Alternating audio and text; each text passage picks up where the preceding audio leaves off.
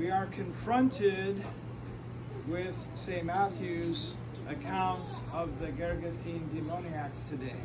And I say confronted because many today disregard the reality of spiritual warfare, let alone the demon's tragic effects on those possessed, yet created in the image of God.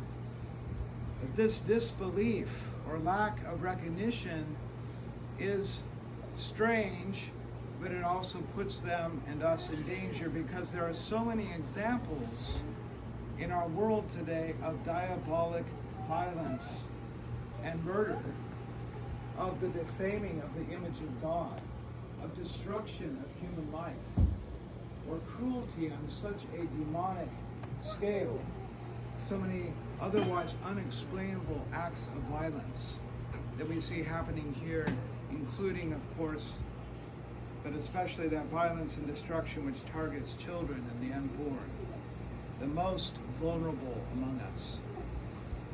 Mental illness is almost always given as a blanket explanation for why this happens.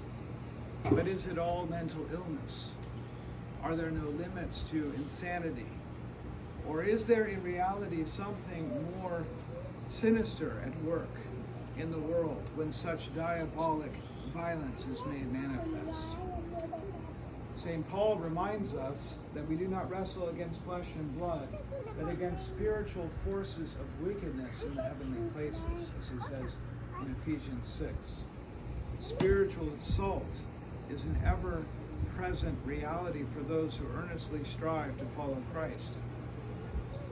It is also manifested in many different ways. It can be manifested simply as distraction. I don't say simply, meaning that's not anything. Or it can manifest itself in the violence of which I described. We remember that St. Anthony in the desert, great desert father, some consider the first desert father in the 4th century, suffered repeated assaults of the evil one, even having them manifest themselves to him.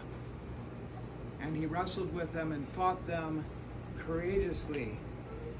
And eventually, of course, with Christ, God's help, he won the victory over them, and they recognized their defeat.